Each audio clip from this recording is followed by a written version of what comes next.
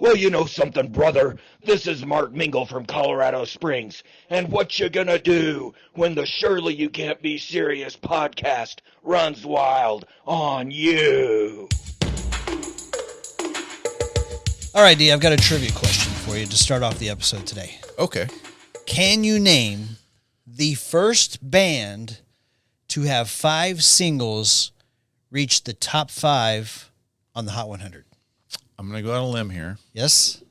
Is it Genesis? It's not Genesis. Oh. Well, that was a dirty trick I know. question. It's actually, I set you up for that. You really did. I mean, that's not fair. So here's the thing. The Beatles are the first band. They actually had 1, 2, 3, 4, and 5 of the Hot 100 all at the same time. Right. But those singles were from different albums. Okay. So, can you name the first band with 5 singles to reach the top 5 of the Hot 100, all from the same album? Is it Genesis? It's Genesis. Wow. How did I know? Today, we are going to be talking about that album and those songs from the Invisible Touch album. Invisible Touch, this is the 13th studio album by the band Genesis. Now, obviously, they went through several new beginnings, if you will. Yeah. But yeah, this is number 13. And to think that these guys, when they got together to record this album, they had no songs in the bank.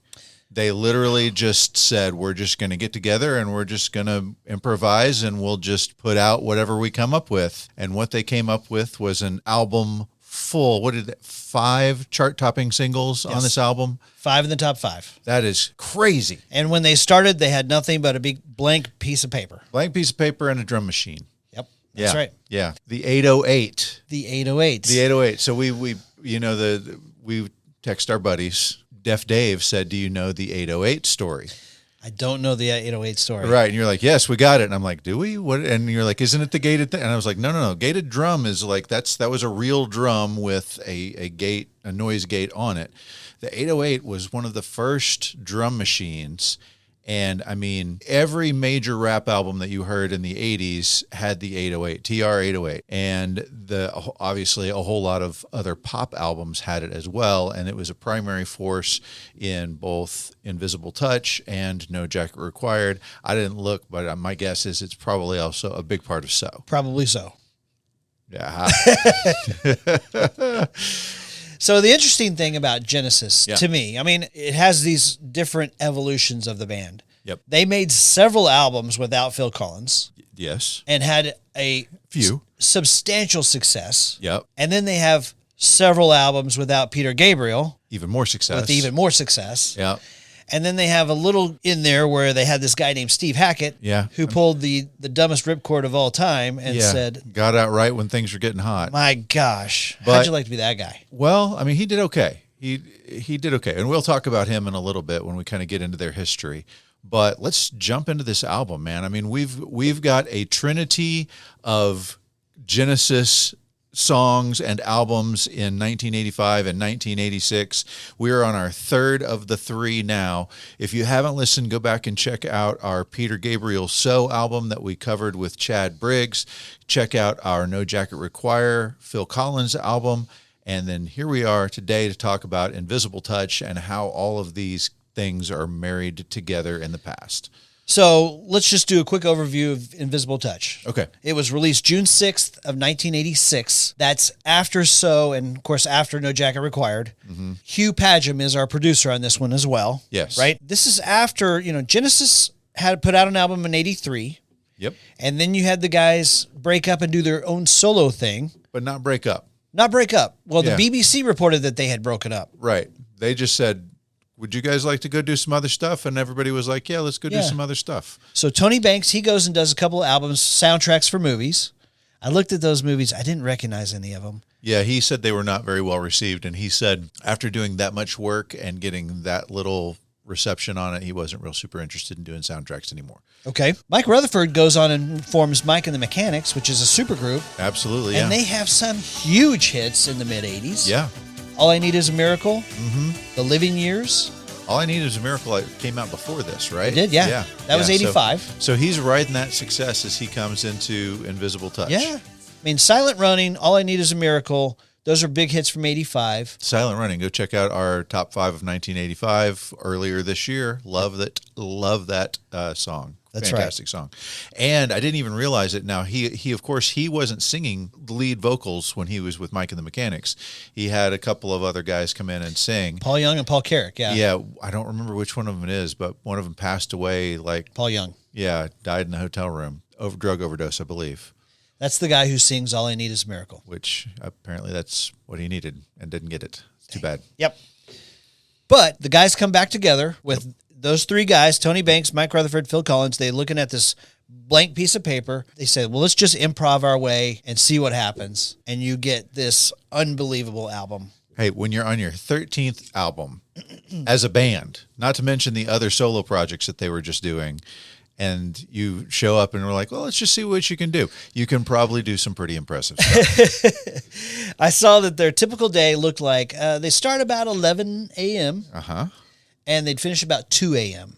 That sounds about right for a musician, right? Phil said, I heard him talking. He said, you get there, somebody else is doing their thing. You're standing around doing a whole lot of nothing. Mm-hmm. He said, then pretty soon you start raiding the fridge. He said, I always put on weight while we did albums. That's hilarious. So, all right. Well, let's dive into the first track, man. I mean, let's get this thing started. Let's not wait any longer. Jumping in. Track number 1, Invisible Touch.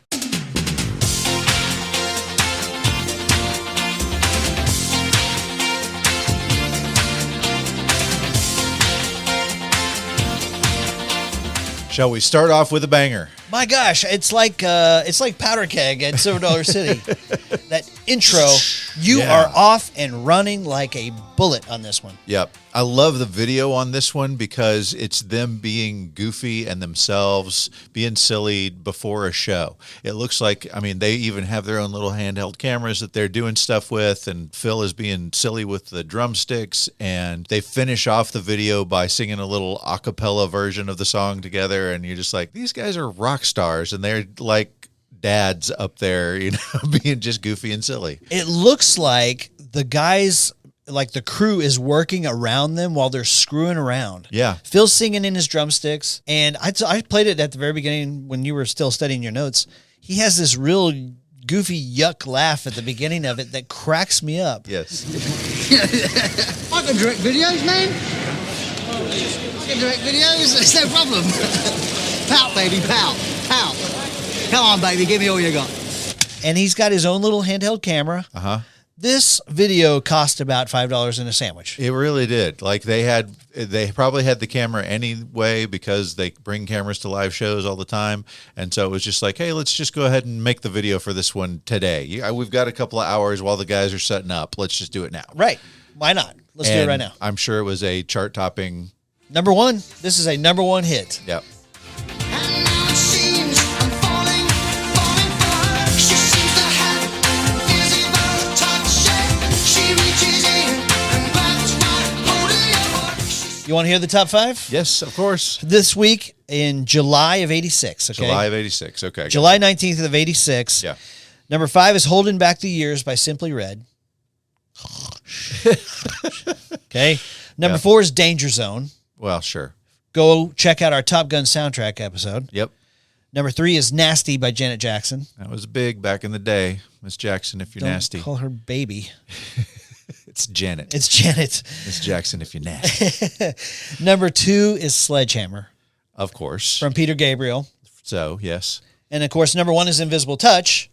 Now, when Invisible Touch gets knocked out the next week, it gets knocked out by Sledgehammer. Right. We talked about the story how Phil said at the time they didn't realize it, but if they had, he would have sent him a telegram saying, congratulations, bastard. Bastard. All right, so here's the thing. I'm going to play a song for you. Okay. And you tell me if this song reminds you of Invisible Touch, okay? Okay.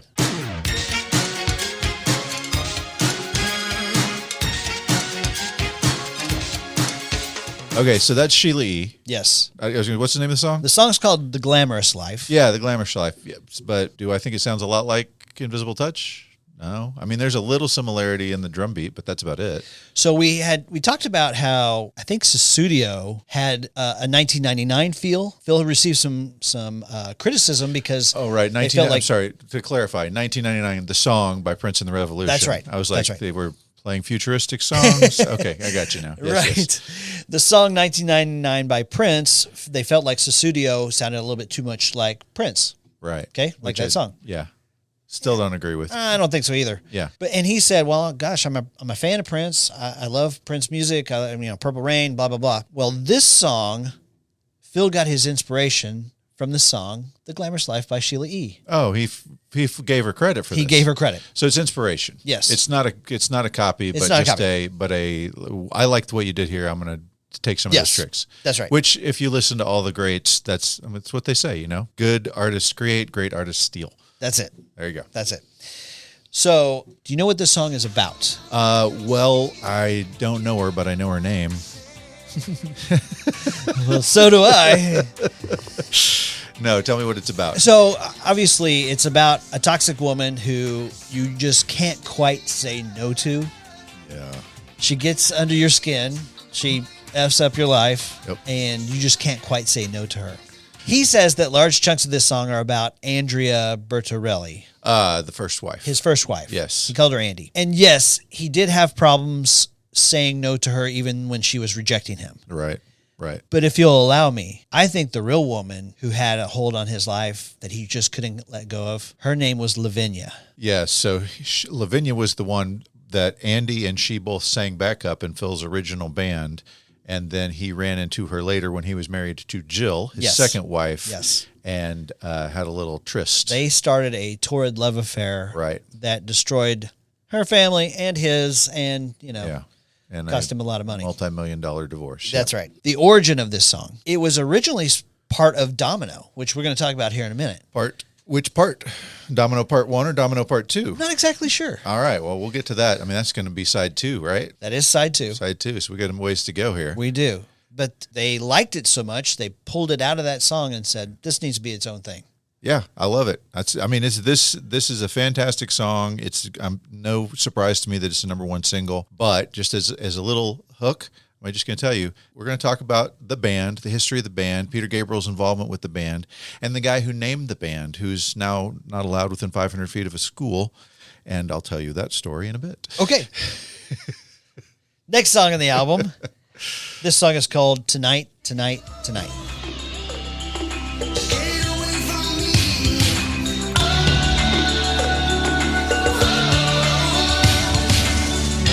Cause tonight, tonight, tonight,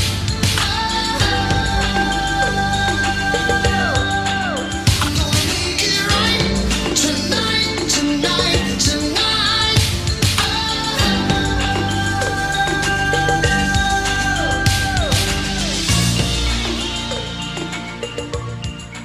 Okay.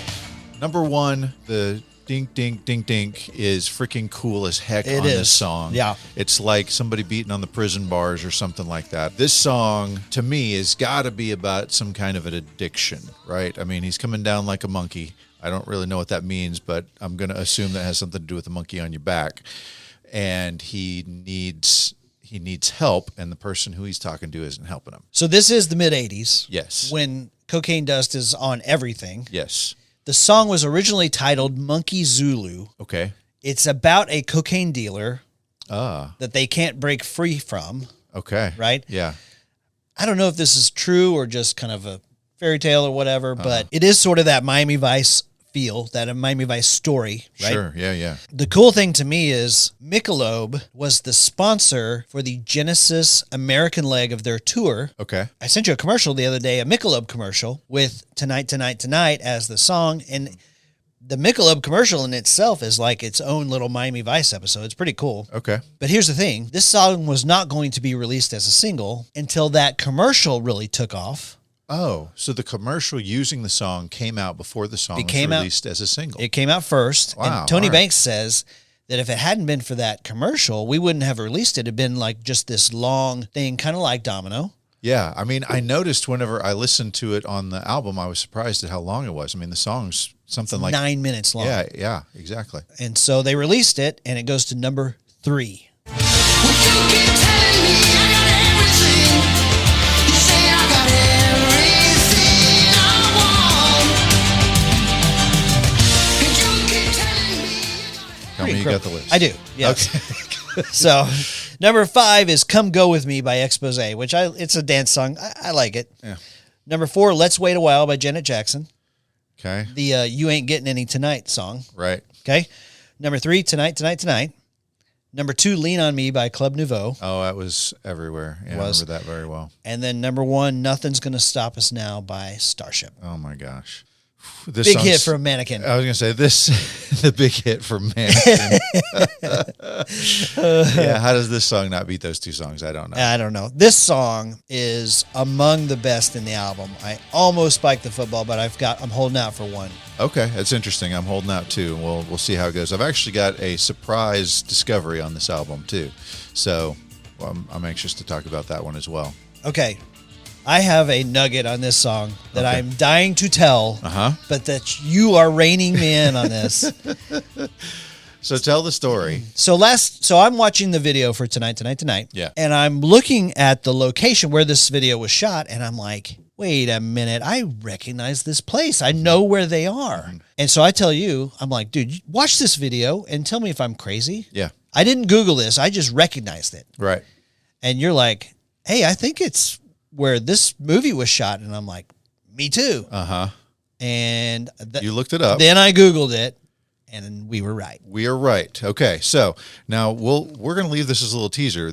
Where this video was shot, another movie that we have covered in the past was shot at the same place. If you're listening to my voice right now, comment on the YouTube video or comment on the Spotify or whatever podcast you're using, or email us or hit us up on Twitter or whatever. But you tell us what you think the movie was that used the same setting as the Tonight video. And I will give you one more hint.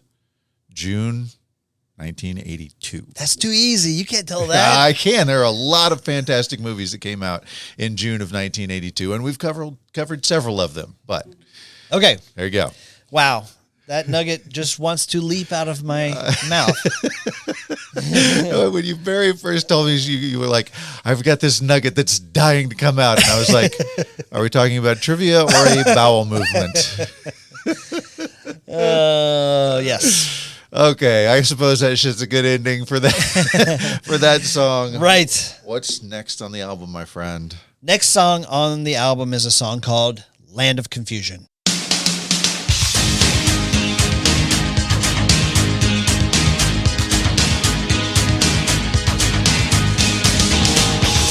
I must have dreamed 1,000 dreams. Spiking the Football. This is the best song on the album. This is the best song on the It album. is 100% the best song. This is the one song off the album that I had downloaded on my phone for years now because it's just that good. It's so good, right? Yes. And it's so 80s. Yes, and then you've got with the video, you've got this incredible time capsule from that time period. And we're talking about 1986, and Gorbachev and Reagan are at the front of your TV at all times. Yeah, Everybody is fully invested in the Cold War, and who would have guessed that a mere 3 years later, the wall would come tumbling down and communism would fall?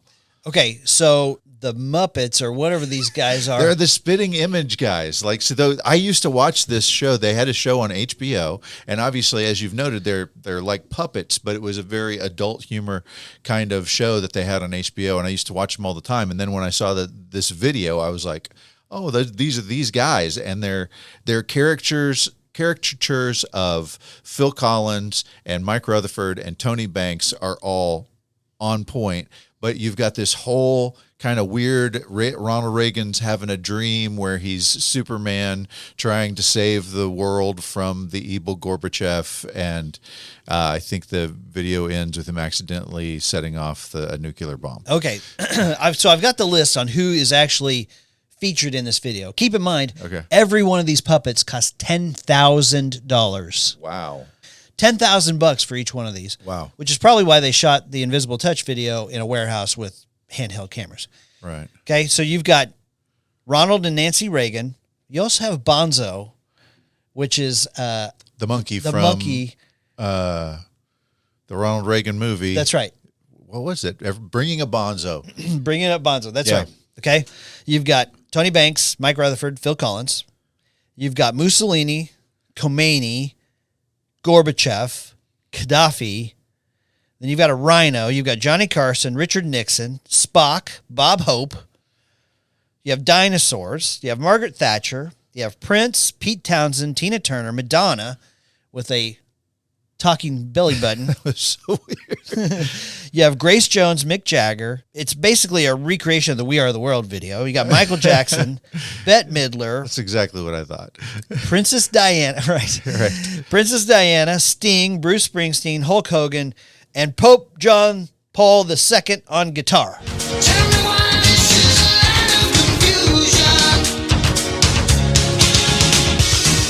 This is the world we live in. Yes. I don't know how many names you just mentioned, but if each one of those is really $10,000, that's an expensive cast of characters. Yes. So this won the 1987 Grammy for Best Concept Video. Yeah. Okay? Yeah. It was also up for 6 categories in the MTV Music Awards, okay? And it lost every single category to Sledgehammer, That is tragic. right? And Yeah.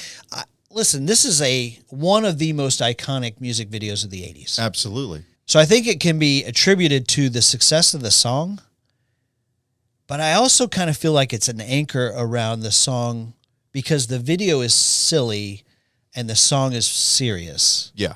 You know what I mean? Yeah, I mean, it's a serious subject, but I mean, that's what satire is it's making funny comments about something that's very serious. This was the 3rd single. It reached number 4 on the Hot 100. Yep. Number 3 is C'est La Vie by Robbie Neville. It's a good one. Okay. I liked it. Number 2, Open Your Heart by Madonna. Okay. Kind of the Peep Show video. And number 1, At This Moment by Billy Vera and the... Oh, right. By the way, guys, it's a little tip of the hat to one of our Patreon episodes. If you are interested in hearing about one-hit wonders, go check out our Patreon page. We've got a lot of them now. Dang, we've been doing this for years. We've Thank you got all. a bunch of those, and you get the full access to the full catalog of all of our one-hit wonders, plus all of our new releases, which come out every month. You go to patreon.com/Surely Podcast, and you get some of the coolest, funnest episodes that we have. Thank you very much for all of our Patreon members. Appreciate you guys. Yeah, truly appreciate you guys. Okay, I've got a quick story on the creation of this song. Okay. Okay, so this is a Mike Rutherford song. Okay, yeah. So he was in charge of writing the lyrics for this song. Yep. Okay. Well, he was really sick and they were up to like this massive deadline. They had to get it done. And so he has like the flu. He's got like 103 temperature. He's in bed dying. So Phil goes to his house and sits there like a secretary and is like, all right, here's the next verse. What do you got? And he just like from his flu-ridden, sweat-soaked sheets, he gives him the lyrics to this song. Wow. And you get this number 3 Monster. hit. Yeah. That's incredible. Yes. That is incredible. I cannot believe this didn't hit number 1. Blows my mind. It's better than the 2 songs in front of it. Yes, it is. including our Patreon Yeah, song. it is. It is. Okay, just a couple more nuggets for you on this song. I think it's fantastic. This was the opening concert song in their 1992 tour, kicking it off with a bang. You start the concert with Land of Confusion. That's how you know your catalog is loaded. Yeah. Disturbed, the rock band Disturbed, came out with their version of this song. It went to number 1 on the Hot Rocks chart. Yep. And this is the only song to be featured from this album in any way on Miami Vice. Really? Yes. Now, this was the time for any Phil Collins song to be in Miami Vice, but of this mega album, there's only one song. You got episode information for us? The episode is called Free Fall. Okay. Seems like they should have got Tom Petty for that one. Right. Right. So I looked at the clip, right? You got Crockett and Tubbs, and they're chasing down this bad guy who's played by Ian McShane, Okay. right? And he's a general from a Central America type of country. Okay. And they're spying on him, and the girl that is bringing a bag full of money to him, Crockett says, I bet what she sees in him is right there in that bag. Miami Vice. Classic 80s lines. I love it. All right. Next song on the album? Yep. This song is called In Too Deep.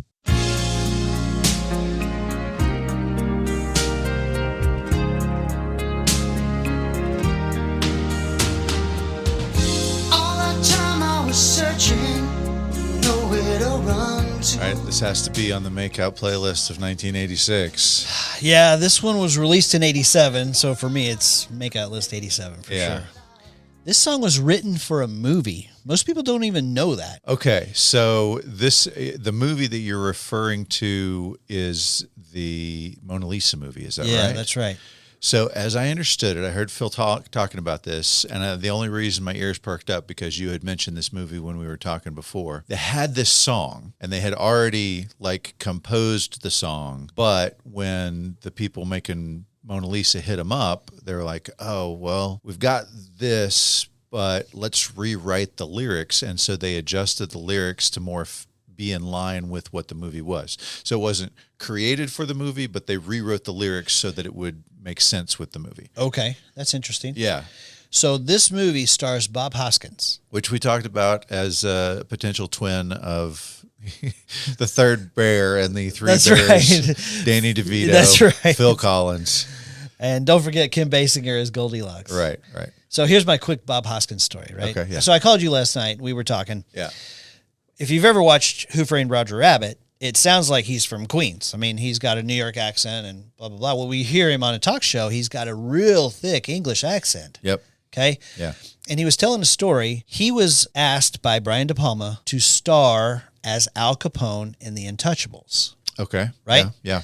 And so they were talking about it, and Bob Hoskins like, yeah, I'd love to be Al Capone. And Brian De Palma said, well, I've asked Robert De Niro.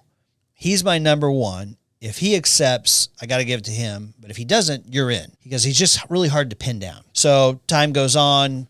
Of course, Robert De Niro accepts, and they make the movie. Well, Bob Hoskins thought, well, that ship sailed, obviously, and they didn't want me, and I didn't ever hear anything back, and that's just kind of how it goes. Right. So one day, he goes to his mailbox, and he opens up a letter from Brian De Palma, and it says, Dear Bob, thanks so much. Here you go.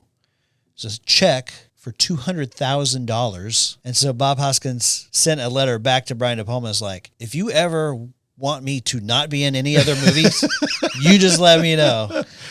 Wow. How about that? Wow. That's, yeah. Hey, guys, if you're ever going to send me a check in the mail for $200,000, will you give me a text? Let me know it's coming and keep an eye out for it. So I don't shred it. So I go, whatever. Oh, my gosh. So this song reached number 3 in June of 87. You know I love you, but I just can't take this. You know I love you, but I'm playing for keeps. Okay? Here's your top 5. Always by Atlantic Starr. Nah. Makeout song extraordinaire. Right.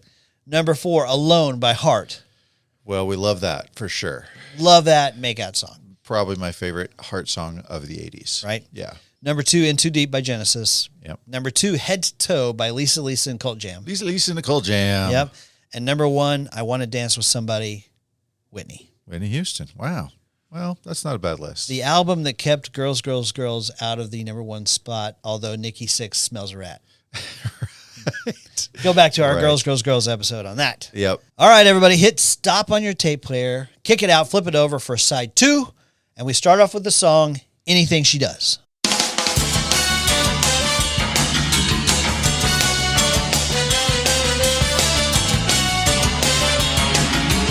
Tell me you don't hear this song and think of The Heat Is On by Glenn Frey from Beverly Hills Cop 3. Yeah. From Beverly Hills Cop. Sorry, Freudian slip there. Nightmares about Beverly Hills Cop 3.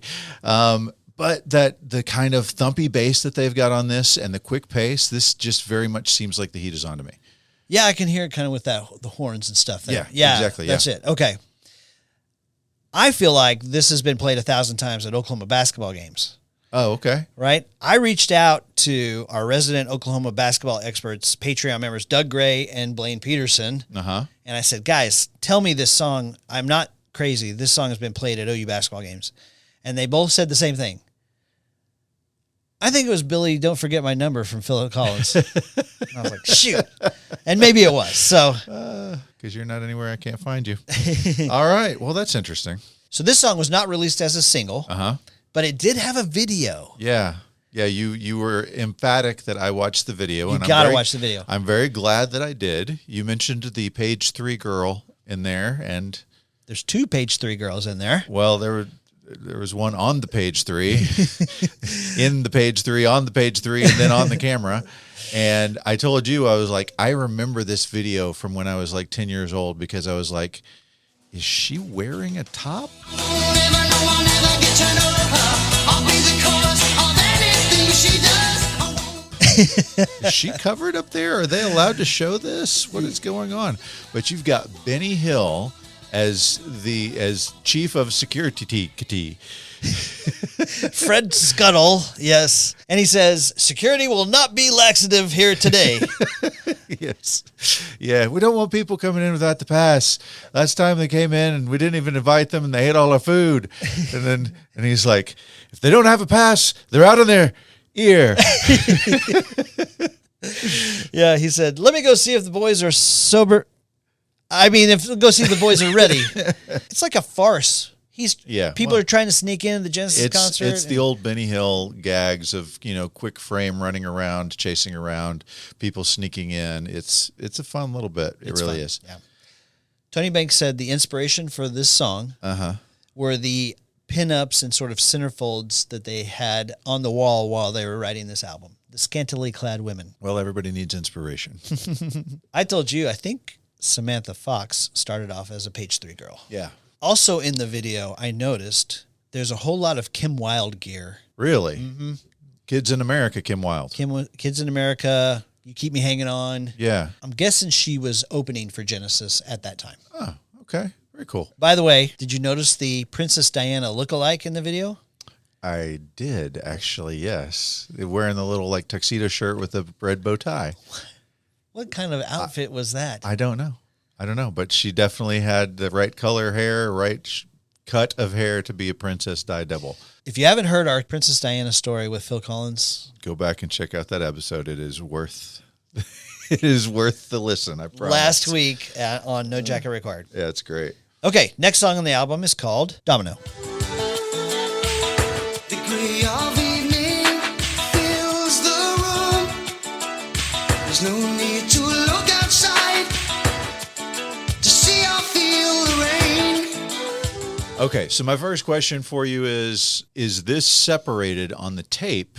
Because if it's on Spotify, you're looking at Domino, parentheses, part 1 and 2. Did they separate it out on the DVD or CD or the tape or any of that? I don't believe so, no. So this is a part 1 and part 2 song. Now my next question is, which part do you like better? I like the last Domino better. Yeah, part 2 is my choice as well. The first part, I was like, okay, this is going to be a long 10-minute song. But then about 4 minutes in, they downshift and it becomes a thumping, epic, arena rock kind of song. And I love the second half for sure.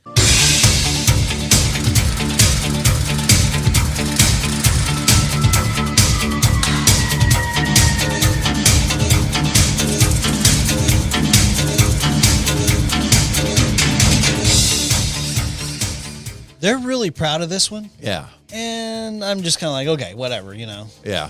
It's not a single. It's more like old Genesis. Yeah.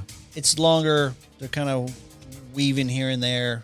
So we say old Genesis. We still really haven't talked about them as a band and how the genesis of Genesis, if you will. All right. Sure. Yeah. Okay. So Charterhouse, founded in 1611 by Thomas Sutton. About 400 years later, 450 years later, the boys, Peter Gabriel and Tony Banks, and eventually Mike Rutherford and Anthony Phillips, Ant Phillips, all were going to school there and all hated it and kind of hit it off with each other about how much they hated the school. And so Tony Banks and Peter Gabriel started a band with a drummer named Chris Stewart, and that band was called Garden Wall. Garden Wall? Okay. Garden Wall, yes. And then Mike Rutherford and Anthony Phillips were in a band called Anon, short for anonymous. Okay. Which I guess they had to be anonymous because apparently it was against the rules to play the music, and Mike Rutherford actually got banned. Had to leave the band because he got banned from playing the guitar for a time, and then eventually got the ban lifted and was able to play with Anon again. But, Chris left the band, and Mike Rutherford and Anthony Phillips and Peter Gabriel and Tony Banks all joined up together to form a new band. And they were actually doing some pretty good music. And there was a kid from Charterhouse who had gone to school there about 4 years earlier who had a kind of a hit single. His name was Jonathan Hill. Yeah. And his hit single was Everyone's Been to the Moon. I listened to it today. It sounds like a song from the 60s. It's just a kind of meh. Okay. Yeah, it's just kind of a groovy little, groovy kind of love, if you will. Nice. And so they contacted him. They were like, hey, can you help us get signed, get a record deal, get recorded, all that stuff? And he had made a little money off of the single, and he absolutely fell in love with Peter Gabriel's voice. And so he said, yes, but your band needs to change its name. My suggestion is Gabriel's Angels. Yeah, okay, cool. And so I'm sure Peter was fine with that, but everybody else was like, how about no?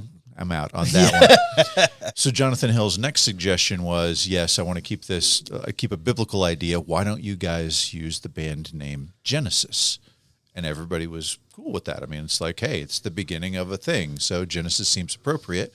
And so Jonathan Hill works with them to produce their very first album, which is called From Genesis to Revelation. I like it. It sold a whopping 649 copies. Hey, got to start somewhere. That's right.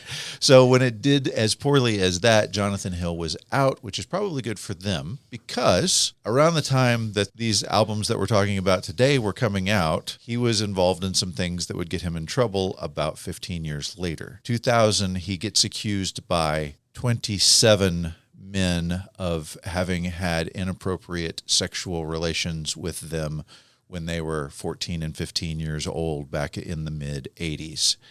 And 5 of the 27 charges stick. He got acquitted on 22, but 5 of them he was found guilty, got sentenced to 7 years in prison, fought it, of course, still fighting it, still advocating that it didn't happen. But yes, the guy who came up with the very biblical band name for Genesis is a sex offender. Okay. Wow. Okay. Well, so how does Phil become involved in Genesis? Okay, so you've got Peter Gabriel singing. You've got Anthony Phillips playing guitar. Mike Rutherford is playing bass at this time. Tony Banks is still playing keyboard. They all can play other instruments, and so they'll switch around, especially if they're doing kind of pastoral songs or something like that. But while it's them, they do From Genesis to Revelation, they do Trespass. So those guys together do From Genesis to Revelation in 69, they do Trespass in 70, Nursery Crime in 71, and Foxtrot in 72. Okay, and so it's at Foxtrot, this is the stage, like they're doing their best, they're trying to make it, but they still haven't had a lot of success. But then Peter Gabriel walks out on stage in a red woman's evening gown with a gigantic fox head over his head. Uh-huh. And I think you mentioned to me that the other guys had a response to this. They were like, what? They had no idea he was going to do it. No idea. And so there he is on stage, and they're like, what is Peter do? Right. Well, the answer is it was a gimmick, and the solution is the gimmick worked. Because overnight, because it was such a ridiculous presentation, they got tons of news coverage, and suddenly they were getting asked to do more shows, bigger shows, more money. And so for Foxtrot, that was that album. That album sales picked up after that stunt. Sure. And then they release Selling England by the Pound, which is where they get their biggest, at that point, hit. And then a guy named William Friedkin.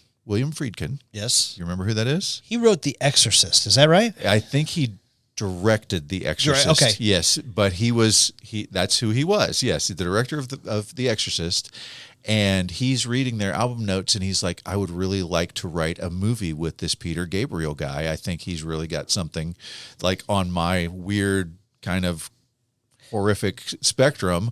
I want to write a movie with him. And so he approaches him, and Peter Gabriel is like, hey guys, this big movie director's asked me to help him write a movie. Is it okay with you if I go do that? And they're like, we're not finished with the album. No, it's not okay. Right. And they basically are like, if you leave, you're leaving the band. And he's like, well, okay. And he goes and does it. And it's this kind of scary moment. And William Friedkin's like, God, I don't want to break up the band. So he basically is like, this is just a maybe thing. You shouldn't do this. And he sends Peter back. But at that point, that kind of possibility of like, Peter may just up and quit any time is now apparent. And then he becomes a parent. He has a little son who has some medical issues, and he's wanting to spend more time with the son. And these young, dumb musicians are like, listen, man, you need to be committed. And he was like, you know what? It's okay. You guys keep going, and I'm going to go do something else. It is kind of like telling your wife, like, what do you think about maybe getting a divorce? And then saying, oh, I just kidding. Yeah. Not really. Right. Not really. At that moment, it fractured. Yeah. Well, but you got to tell the story how Phil Collins gets involved, because this is all after Phil. Okay, right. I'm sorry. Yeah, I forgot about how. So they lose their drummer, and so they put out an ad in the paper. And as I mentioned when we did our Phil Collins episode, Phil had been an actor, had starred as the Artful Dodger in Oliver at West End, which is, that's a big deal. And he had said, Dad, I'm giving up acting. I'm going to go be a musician. And he was basically panhandling, going door to door, trying to find stuff. And he sees this ad in Melody Maker of this audition to play with this band. And he recognized the band name, and he goes over to listen to. I sent you that ad yesterday. Yes, you did. Yes. And it's kind of trying to be anonymous. Like, we need a drummer for an established band, but we're not telling you who it is. Yeah. And that way people won't freak out. Right. And so he said when he showed up, he was in awe at first, because these guys, this charter school they met at is a high dollar school, right? And he grew up in a much lower class, if you will. But he was amazed at the house that he was at. But he showed up with a bunch of other guys who were auditioning. And he said, I just kind of chilled out and hung out at the pool, but listened to what everybody else was doing. And I would listen and say, okay, well, there's that guy's mistake. And so I'm listening to the songs that they're having them audition. I'm listening to the mistakes these guys are making. He's like, one guy took 10 minutes to warm up. I'm like, that's a terrible idea. And he says, so by the end of it, he was like, I feel like I probably would have gotten chosen anyway, but I kind of had the upper hand because I had this opportunity to hear what was going on, hear the mistakes, and then bring my A game. His buddy went with him. They needed a guitar player and a drummer. Mm-hmm. So they both auditioned. They thought maybe as a team we might have a better shot at it. Yeah. And when they left, his buddy, who was the guitar player, was like, dude, I think you blew that. And Phil's like, really? I thought I did okay, Yeah, that's right. So. Yeah, well, and then, of course, Peter continues to do the crazy stuff with the costumes even more, and it's not just a surprise to the man in the moor, it's pissing them off. Like, he's like, you can't even, with the giant mask he's got on, he can't even get his head next to the microphone anymore. That's right. It doesn't make any sense. And we're talking ridiculous costumes, like the old man, and he's like, he looks like the grapes from the Fruit of the Loom commercials, and it's really weird stuff, out there stuff. Yeah. So they release A Lamb Lies Down on Broadway, and basically they know that Peter's out at this point. He comes back to kind of do that tour with them, but they know, and he knows, he's ultimately going to be gone. And so they were like, okay, well, we got to audition people to be our new singer. And so Phil has been the backup singer for Peter Gabriel for multiple albums at this point. And they say, okay, well, Phil will show you how to sing this part to each of the new people that are auditioning. And every time Phil's like, no, it's not this, it's this, it's not this, it's this. And the guys are finally like, Phil, like, the songs, why don't you do this? And he's like, you know what? Okay, let me try it. Let me see it. Let me see what I can do. I'll give it a go.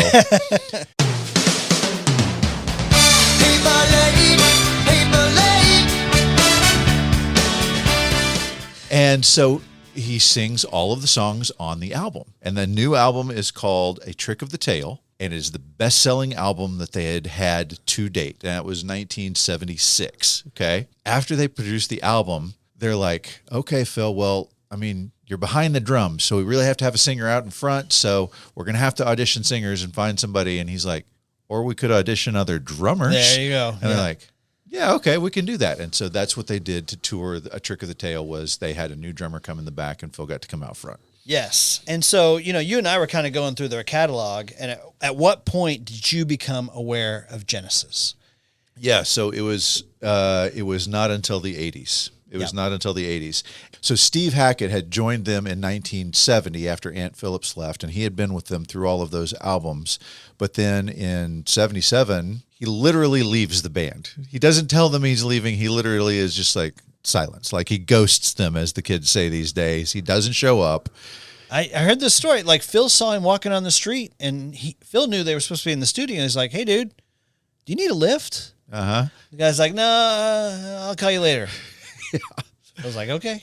Yeah. He gets to the studio, and they're like, dude, he's out. Yeah. He took off. He just left. Right before they exploded. Right. Now, what he does is he goes and starts a band with Steve Howe from Yes. So that's not too shabby. That's not a bad bet, because you've got Yes, who, I mean, huge prog rock. Genesis during the 70s was one of the prog rock bands, right?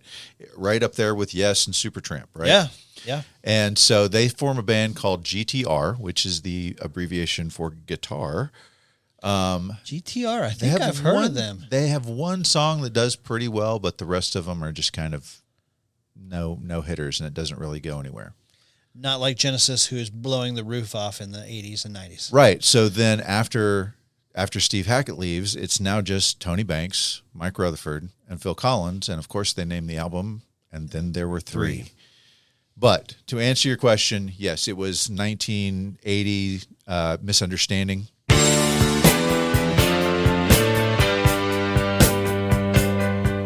That was when Duke is the album it was on. Misunderstanding was the song that I first remember hearing from them. I don't know that I was like comprehending Genesis was the band that did this, but I know that song. Yeah, for sure. Misunderstanding came out in 1980. I think 81 you had No Reply at All and Abacab. Yep. And then in 83 you've got That's All, which I think I had that on one of my best of 83 or 84. I can't remember. Probably, yeah. And Mama. And Taking It All to Hard. That was a really good song. I love that one. By the way, that album, which is called Genesis, yes, was released on October 3rd, 1983. Happy birthday, Dee. Yep, my 8th birthday. I was in the album. That album was released. And then after 83, they go doing their solo projects, and then they come back with Invisible Touch. Yes. All right, ready for our next song? Next song on the album. Next on the album, Throwing It All Away.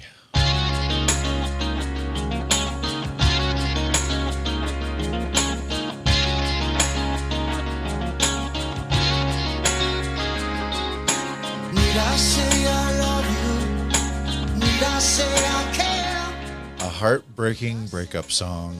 I think this is like a divorce song, right? Yeah. Or, if you're in high school, it's breaking up song. Oh, yeah. I would have bet my final paycheck that Phil Collins wrote this song, because he was famous for writing breakup divorce songs. Sure. This song's written by Mike Rutherford. Oh, okay. Man, Mike had a ton of the very big hits on this album. He had Land of Confusion. Yeah. And he had Throwing It All Away. So this was the second single released August of 86. I do distinctly remember when I broke up with one of my girlfriends, or actually when she dumped me. When she dumped me, I was like, you mean we're throwing it all 3 months? 3 months out the window?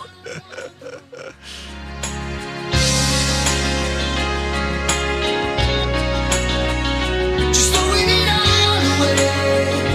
Throwing it all away.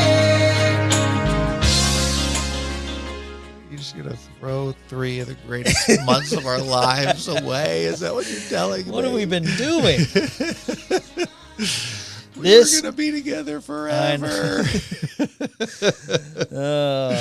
This song reached number 4 on the Hot 100, October 11th of 86. Tell me the 3 songs that beat it out. Yeah, okay. So 3 is Two of Hearts by Stacey Q. Two of Hearts. Yeah, I know. Yeah. Number 2 is Don't You Forget About Me by the Simple Minds. Well, Patreon. Reminder, go back to Patreon. That's Yep. one of the first ones we covered. Okay. Before I give you the number 1 song, the number 7 song this week is a song called Heartbeat by Don Johnson.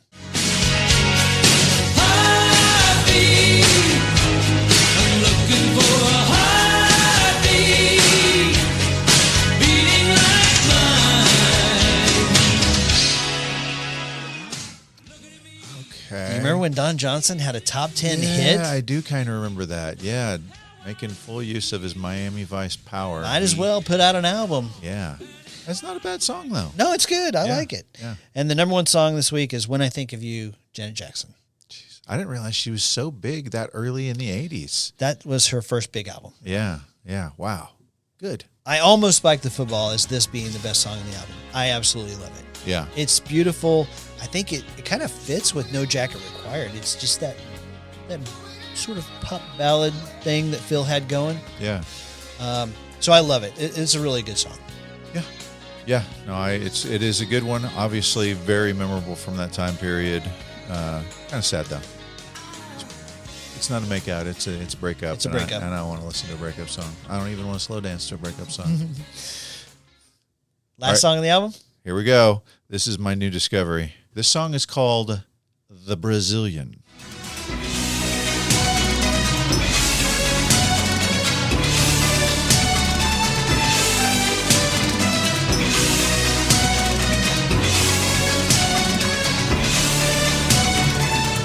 Okay, so to me, this has got to be a throwback to the prog days. And once I was 40 seconds in and I hadn't heard any lyrics and I kind of saw the way the music was going, I'm like, oh, we're not going to get any lyrics on this one.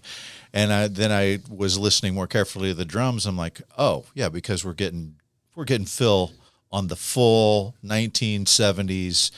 I mean, if I may bring it all back to what I said before, I think it was in our No Jacket Required album.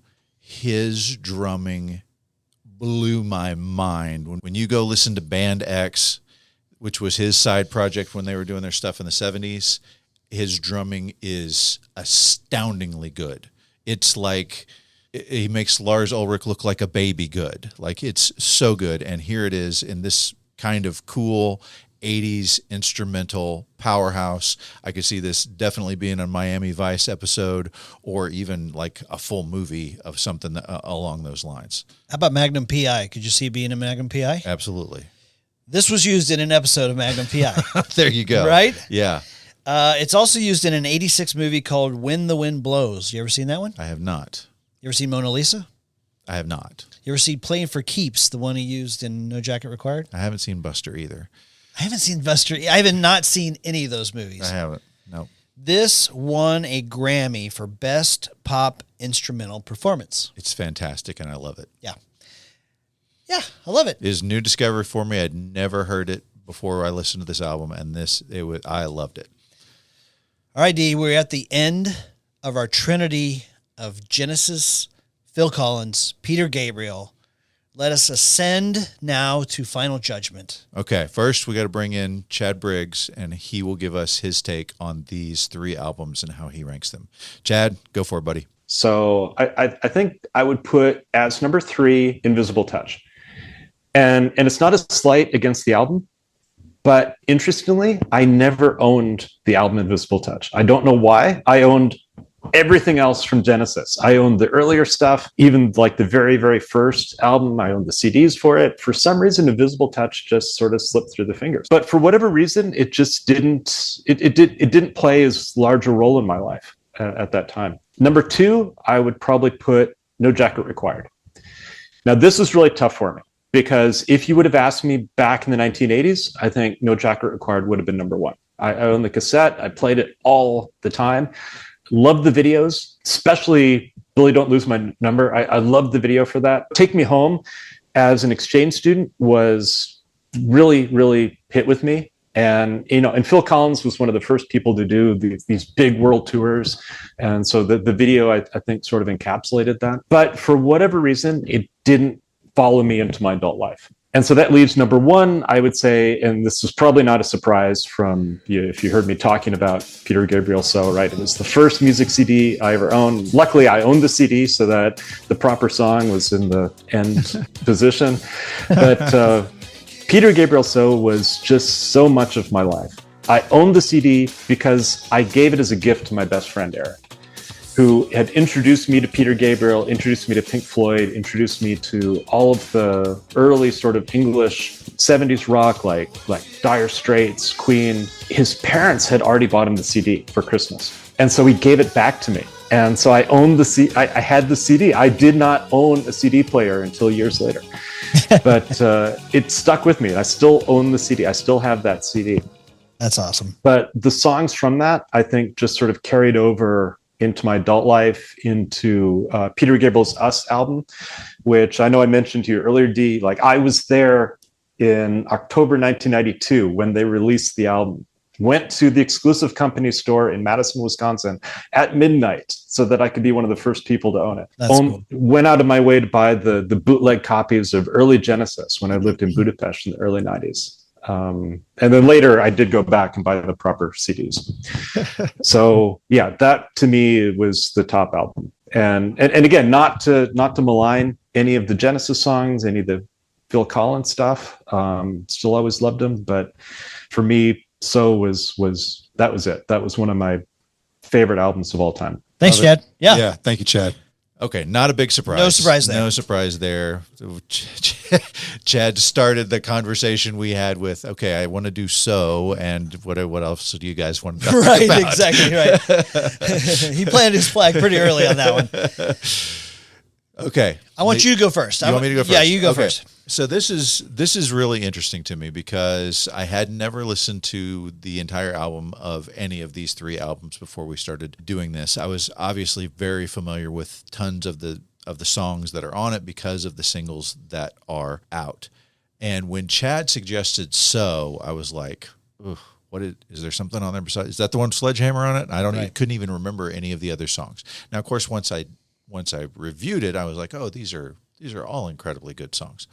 But the other two albums have more nostalgia for me than So does. And Sledgehammer, I was tired of it by the time it went its full run. So I got to put So at number 3.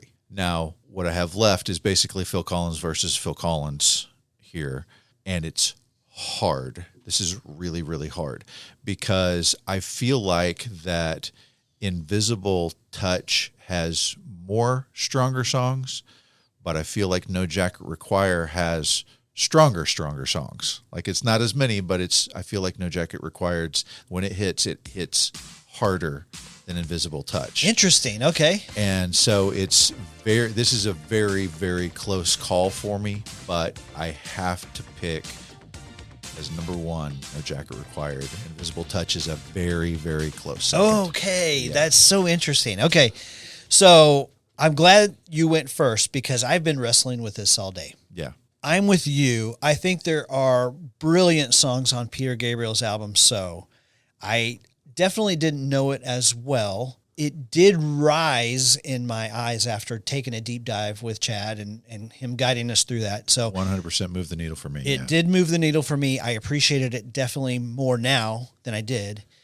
And then I'm looking at No Jacket Required, which I owned, and Invisible Touch, which I owned. And I'm like, man, these songs are so good and they're so anchored in those years for me, 85, 86. No Jacket Required is kind of like Star Wars in that I fell in love with it right off the bat. I love the songs. There's a lot of them. They're all good. There's no skippers. And there's even a bonus song, which I think is amazing. But Invisible Touch for me is kind of like Empire Strikes Back. Just when I didn't think it could be any better, I think those songs just hit me harder. Yeah. Land of Confusion, Invisible Touch, Tonight, Throwing It All Away. Those are just amazing songs. So by a nose, by one of Mike Rutherford's beard hairs, Invisible Touch ekes out No Jacket Required with So finishing third. Okay. All right. Well, there you go, folks. Tell us what you think hit us in the comments, rank it up for us. Tell us why you love whichever album you think is the best. Be sure and check us out on Facebook. Check us out on X, formerly Twitter. Send us an email. Like that's what Chad Briggs did. And now he's one of our best friends. So you can email us, shirleypodcast@gmail.com. We would love to hear from you, but be careful. We might recruit you to co-host an episode if you come in. That's right. Thank you guys so much. Thank you to our Patreons who financially support us. We would truly appreciate that if you can't give the financial support, that you give a thumbs up, give a 5-star, give whatever awesome thing you can do, and hit that subscribe button on YouTube too. Okay. We're trying to grow our YouTube page for sure. So yeah. So guys, we got a pretty epic contest coming up on our next episode, Jason. So next week this is totally coincidental, but Val Kilmer's death just happens to coincide with our matchup of Weird Science, a sort of snobs versus slobs, almost a Revenge of the Nerds type of story, with Real Genius. Same thing. Val Kilmer. Nerds in love. The nerds save the day. Exactly. Yeah. So come back next week as we dive into Weird Science versus Real Genius. See you guys then. Thank you so much.